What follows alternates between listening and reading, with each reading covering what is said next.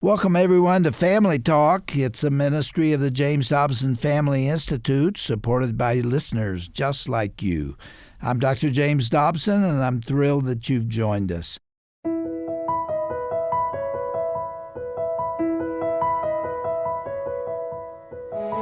Well, welcome to Family Talk, the broadcast division of the Dr. James Dobson Family Institute. I'm Roger Marsh, and today, as many celebrate Valentine's Day with cards, chocolates, flowers, romantic dinners, and more, we're taking an honest look at the reality of marriage. Because while those gestures are wonderful, real love isn't just about roses and romance. It's about learning to navigate the everyday challenges that every married couple faces. One of the most common challenges is falling into repetitive patterns when conflicts arise. And that will be our topic today here on Family Talk with our special guests, Dr. Hart and his daughter, Dr. Sharon May. Together, they wrote a book called Safe Haven Marriage, Building a Relationship You Want to Come Home to. Through their work with countless couples, they have discovered how to transform those frustrating patterns into opportunities for deeper connection, the kind of connection that lasts long after the Valentine's Day chocolates are gone. Now, on our last program, Dr. Hart and Dr. May explored the challenging cycle where wives pursue and husbands withdraw in marriage. Today, they'll be discussing how to break free from those patterns to create the kind of emotional safety that both spouses desperately need. So whether you're a newlywed or if you've been married for decades, this practical wisdom will help you build the kind of marriage that truly feels like a safe haven. Let's get into part 2 of this conversation now on Dr. James Dobson's Family Talk.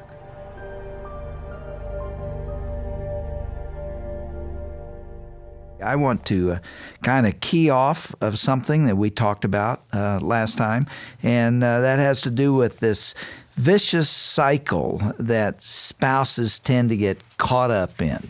You know, if a couple has fallen into a pattern of the wife being frustrated up to her eyes with her husband, you know, he doesn't say the right things, he doesn't do the right things. There are many people that are experiencing that now, and it goes two ways.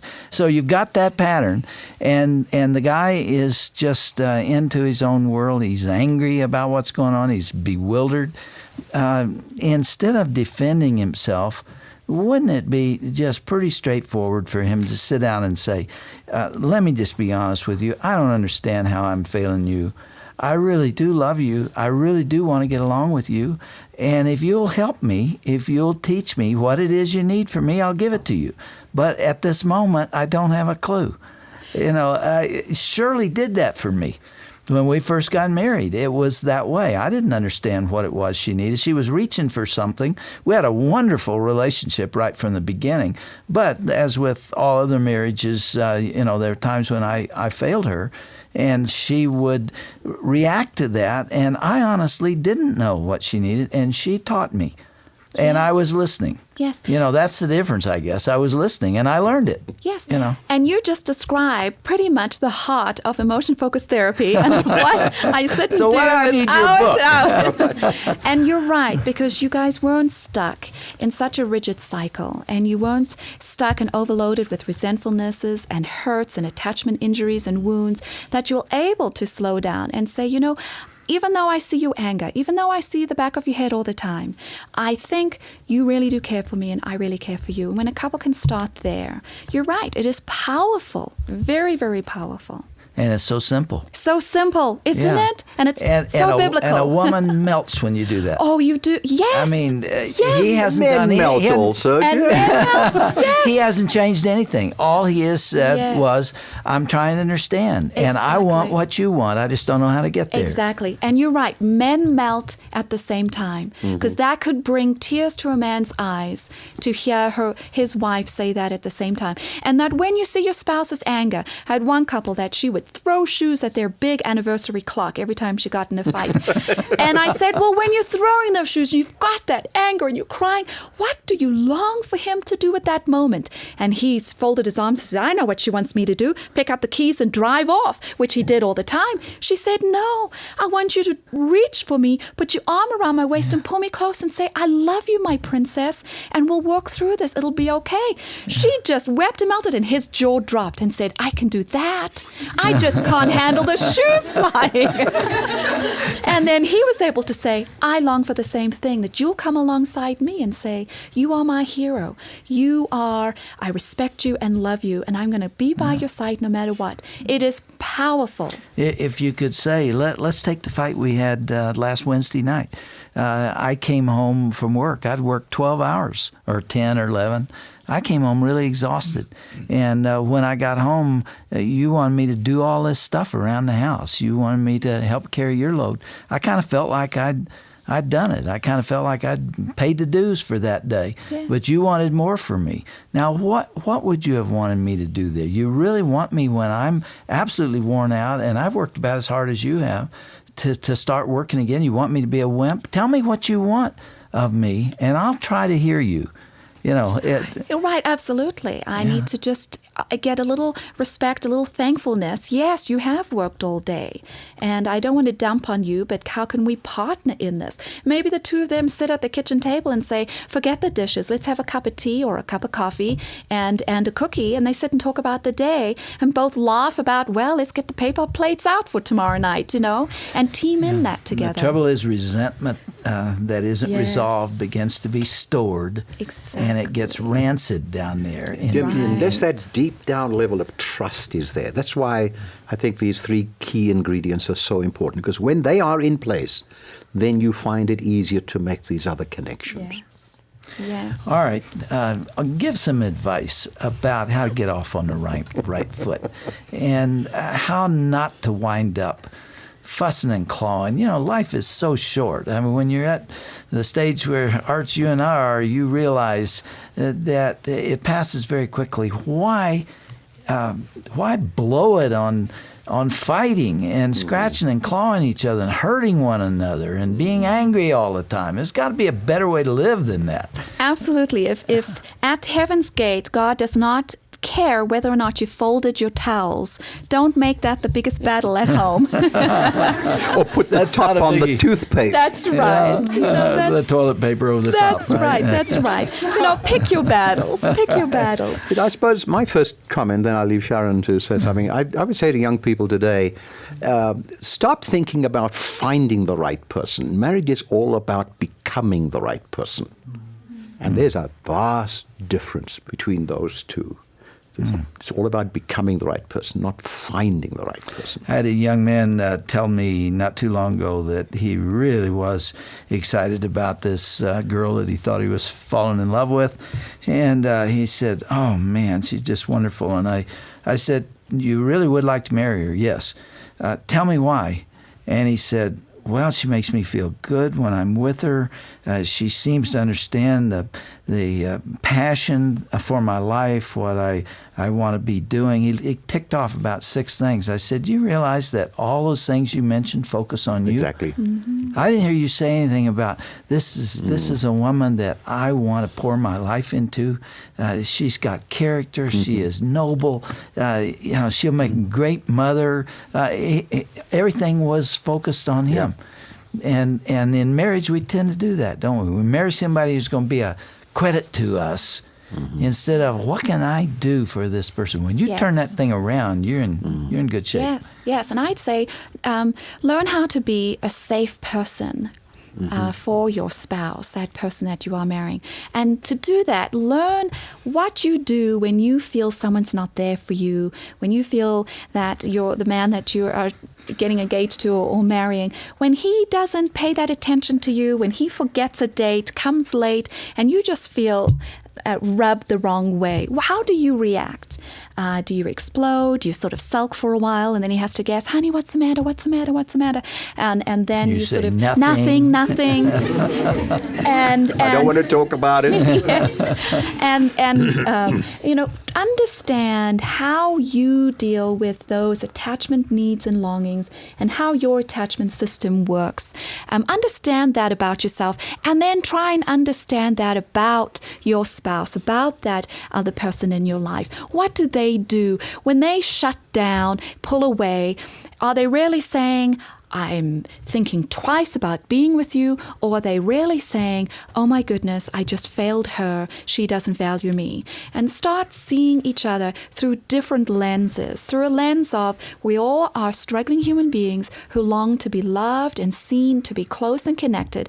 And we all do it in strange ways that sometimes pushes us away from each other instead of drawing us close. And when we understand that about each other, then we can say, you know, honey, you have just disconnected. You're off in that other room, flipping through the TV buttons. Did I say something that hurts your feelings? Do you need a little bit of space? Because, you know, I love you and care for you. And just go to the heart of the matter rather than fighting with those little dragons I call. You know, don't fight with her saying, you know, well, you didn't put your socks back. You know, just say, honey, what's under that? You know, do you feel disrespected? And you know, this illustration again would be the last time I'll refer to myself because I don't want to focus this on me. But in our early married life, I was a student just like you were in graduate school, both of you. And I was working pretty hard. I was working full time and going to graduate school and on a fast track to get the PhD and began to hear Shirley talking about feeling distant from me, and the attachment I felt was weaker. And if she were sitting here today, she would bring this up and she would tell you about the night that we went for a walk, and she expressed some of those things. And I took the better part of a semester off to reconnect with her because that mattered to me even more than my professional goals. Wow. And that is so powerful. And Dr. Dobson, if I could say right now, that couples usually wait 5 to 6 years before getting help. And those are couples who are 5 to 6 years of feeling emotionally disconnected, walking on eggshells, feeling like I'm worthless, you don't care for me, I'm afraid you're going to leave me, I'm afraid you don't love me, and stuck in this fighting cycle. That's a long time. And I urge those couples that if they're right now feeling, you know, I feel disconnected, I don't feel like coming home, I would not risk putting my heart into my spouse's hands, I urge them to get help. Read a book, talk to their pastor, pray together, ask the Lord to guide them to counseling. And I'd also want to say that sometimes that 1 hour a week counseling isn't always effective. That the intensives I've been doing with couples have been profoundly effective, that they come for 2 or 3 days. That's encouraging that there is success there. And there is success. There is a way to emotionally reconnect, and there's wonderful resources out there. And you've documented that with research. This is not just anecdotal. You have seen that you can help people overcome this detachment. Yes, there is hope. And as you said, it's simple. It is simple. It's not this big, as some men say, going into the past. No, it's just learning how to come heart to heart, human being to human being, and share on a deeper level that keeps them emotionally connected. Well, I can speak from experience. My brother and I both experienced divorce at a young age, but neither of us ever divorced. It was so painful for us as children going through this that when we married, we resolved we would make this marriage work. And my brother is not a Christian, so the cycle can be broken. But one of the things you have to be alert to is what baggage you bring over from your parents, because the issues we deal with and fight about in marriage are the same issues our parents were fighting about, and we never learned from that. Isn't that amazing that we just pick up the worst they have to offer sometimes? Continue the battle. Yeah. I'd say learn how you protect your heart when you're hurt. That is just really powerful. Do you pull away? Do you shut down?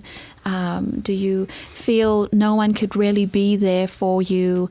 Do you feel anxious and that you always have to be hypervigilant in your relationships? And as you understand how you relate to other people and how you're repeating patterns or reacting to how you were raised and in previous relationships in multiple marriages, is a very powerful healing. You have what we call an emotionally corrective experience. You have a new experience of being loved and cared for in a safe and secure relationship.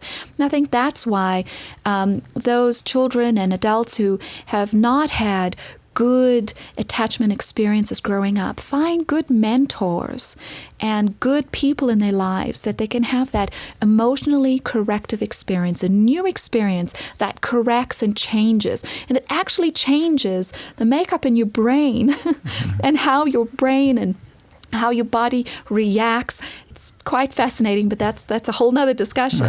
And so those healing relationships are very, very important. Sharon, we've talked today about the angry woman who is so frustrated. The anger comes out of frustration. Yes. And she's just seething with it because she can't make this man be what she needs him to be or even understand what the goal is, and he's not listening frequently. Right. What would you say to the women who are listening to us who are angry?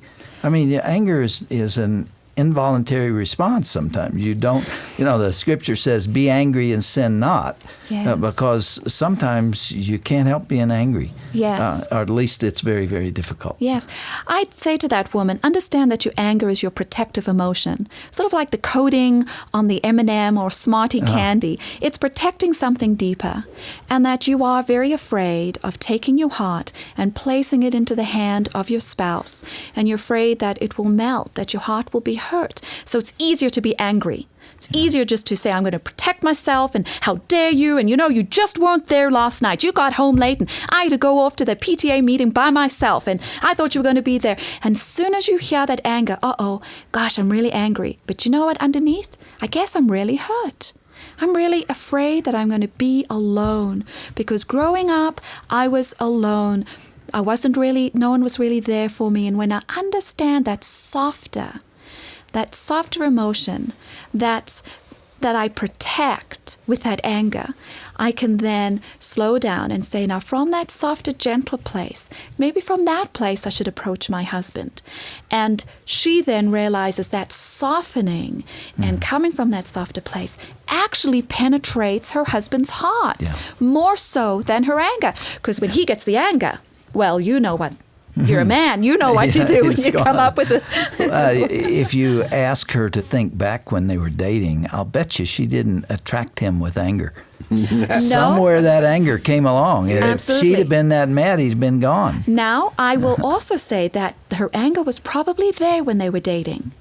And probably because that's a way of relating, an attachment style, a way of being in a relationship that she brought with her into the relationship. But she hid it frequently. She hid it, or he said, that's fine. I can understand why she's so angry. It's all right. Isn't she cute when she gets, her just fluffing her feathers, And as the years go by, it's not so fun and cute, and it's more hurtful. And now he's saying, she's angry because she's disappointed in me. I am wrong. I have let her down. I'm not the man she wanted. I'm a big disappointment. And now it begins to mean something very deep and hurtful and wounding. But we all have that fight cycle. Even my engaged couples, I can identify it. But you're right, it is masked. It's not as heightened. There are times when a spouse, for a variety of reasons, is not in a position to be a safe haven. I'm thinking when a psychotic condition of something emerges, Jim, you really alcoholism. But I'm thinking more of those over which you have no control, those conditions. And then that takes a slightly different tack for you, because they're not functioning healthily enough to be a safe haven. And I happen to believe that then one enlarges the circle that provides a haven of safety. I believe in extended family. I think one of the saddest things of our day and age is that we've no longer fostered extended family phenomena. We know what it's like to be an extended family in times of crisis. Now you're supposed to marry and go off and never see your parents again. We fear this thing of enmeshment, of being too attached to your parents. For some people, I think the only safe haven is God himself in Christ. And that's why we foster a spiritual relationship, a personal relationship with God through Jesus Christ. And I think that often that can be the only safe haven, given unfortunate other circumstances. Sharon, would you agree that in most cases, a woman has more needs than a man can meet, and she's got to find a way to meet them in other ways? That no man is equipped to handle the full range of female emotional needs, and that she needs girlfriends, and she needs activities, and she needs things that also meet those needs. Otherwise, you dump this load of anger on the relationship, and it can't survive that. And it's possible to already have met some of those needs by the time you come together. Do you agree with that? Well, I think we are whole people, and maybe we could take an illustration of pieces of a pie. I think a man is able to fully be a safe haven for his wife and to nurture her. But we were created to have multiple relationships.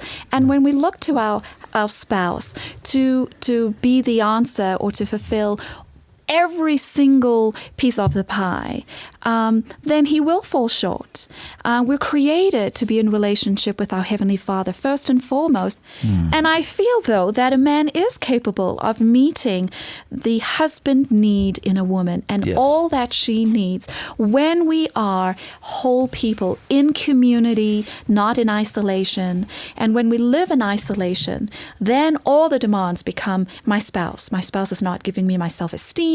No, not the friendship. No, this. Then it becomes the pressure and the stress on the marriage. But when we live in a full community, then our men are able to be there in a very rich and deep way for women that is satisfying when we're whole people in whole communities. And you can't be that if you're isolated from the rest of the world. Exactly. And everything comes from one person. Exactly. It just doesn't work. Right.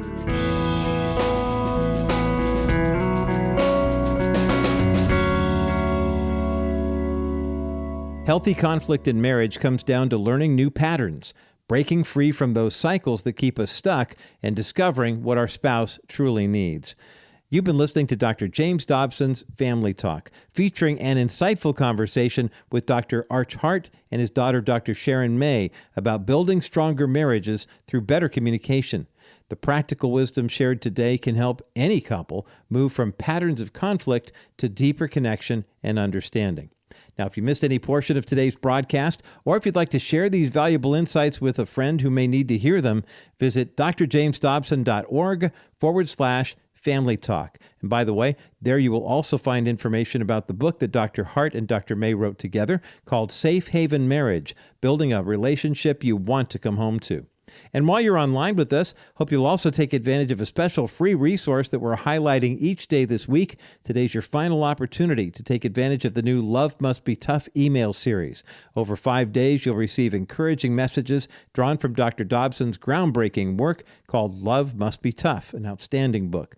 The website also features practical tools to help strengthen your marriage, especially during challenging seasons. Now, to sign up, simply go to drjamesdobson.org and then enter your email address where you're told to follow the prompts. That's drjamesdobson.org, and then click in your email address to receive the Love Must Be Tough email series. Well, I'm Roger Marsh. On behalf of Dr. Dobson and all of us here at the JDFI, thanks so much for listening today. Be sure to join us again next time right here for another edition of Dr. James Dobson's Family Talk, the voice you trust for the family you love.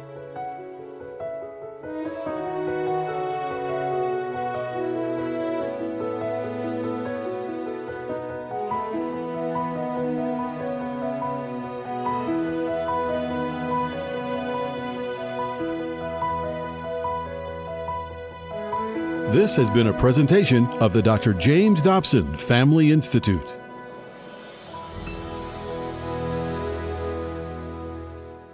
Well, thank you, everyone, for tuning into our program today. You may know that Family Talk is a listener-supported program, and we remain on the air by your generosity, literally. If you can help us financially, we would certainly appreciate it. God's blessings to you all. That's right, Dr. Dobson. And friend, thanks to generous listeners like you, Family Talk can reach more and more listeners with practical help and encouragement. To support Family Talk with your best gift, go online to drjamesdobson.org or call 877-732-6825. Hey everyone, Roger Marsh here. When you think about your family and where they will be when you're no longer living, are you worried? Are you confident? Are you hopeful? What kind of legacy are you leaving for your children and their children? Here at Family Talk, we're committed to helping you understand the legacy that you're leaving for your family. Join us today at drjamesdobson.org for helpful insights, tips, and advice from Dr. James Dobson himself. And remember, your legacy matters.